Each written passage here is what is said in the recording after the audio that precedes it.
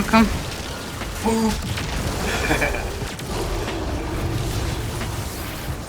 Ooh, we did it. Hell yeah.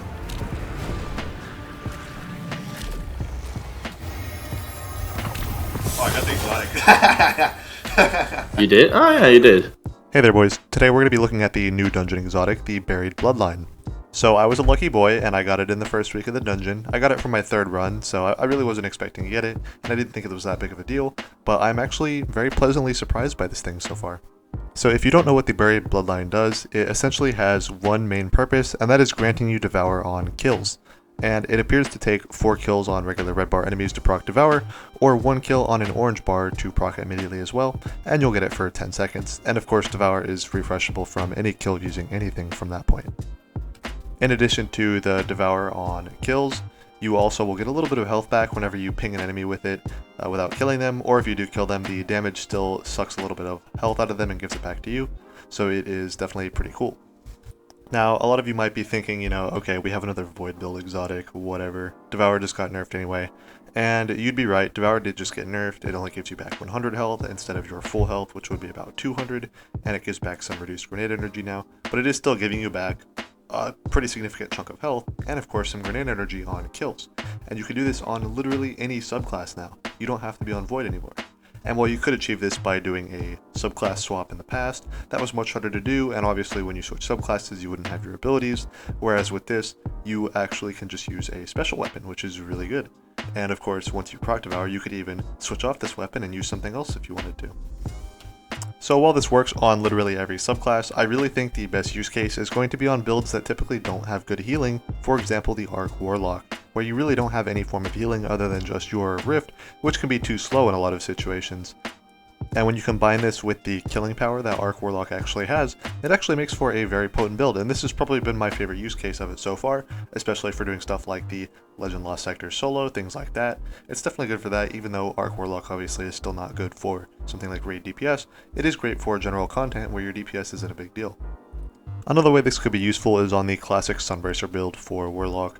While you already have infinite restoration or healing on each grenade kill, you can just increase that even more with Devour if you're in super hard content that is just chunking your health down faster than restoration can keep up, or if your teammates are taking a lot of your restoration fuel and you just need to quickly get some health, you can have Devour procced and get that, so it's definitely nice for that too.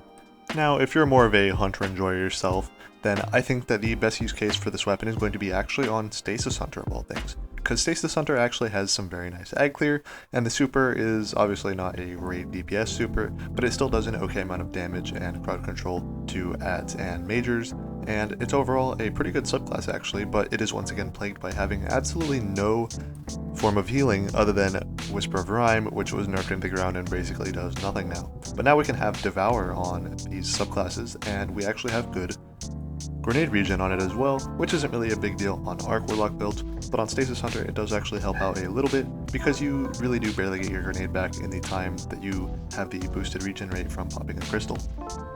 So as far as the weapon itself is concerned, it's pretty simple. It just gives you Devour on kills, and that's all you really need to know. It works on any subclass, which is great, but I actually want to take a moment and talk about what its actual niche is going to be in the endgame, I think.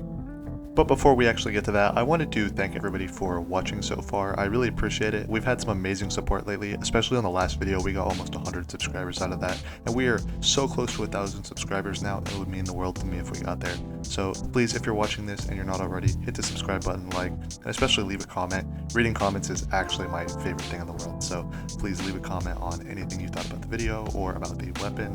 Anyway, let's get on to the endgame niche of this weapon and see what it's realistically going to be used for.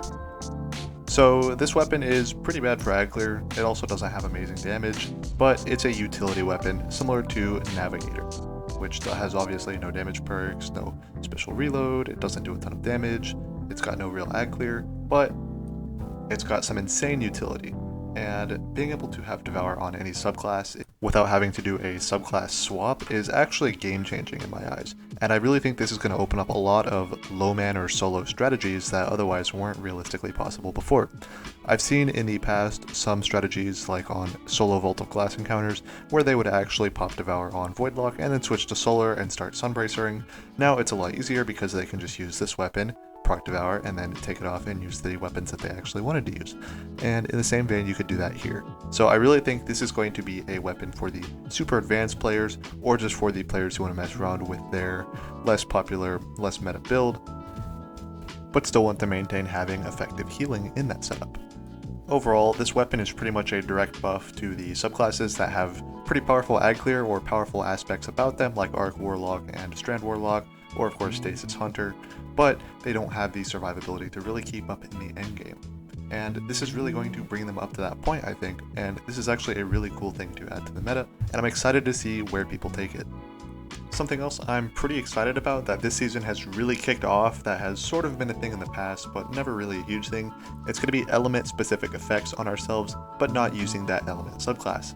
Stuff like having Radiant on other subclasses by using Rain of Fire on Warlock, for example.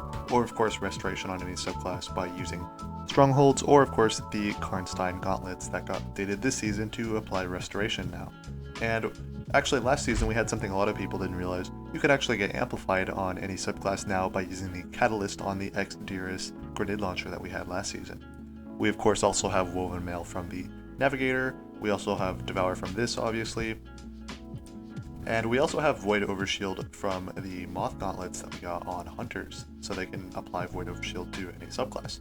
And of course a Titan with a Barricade could also apply it to their teammates who are on any subclass. So there's just a lot of buff stacking that we can start really applying to ourselves now that really wasn't possible in the past, and this has opened up a whole new can of worms for new combinations that previously weren't realistic.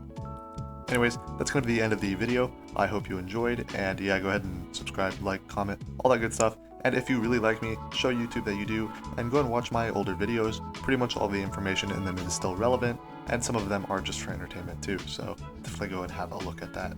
Anyways, thanks for watching, and I hope to see you in the next one.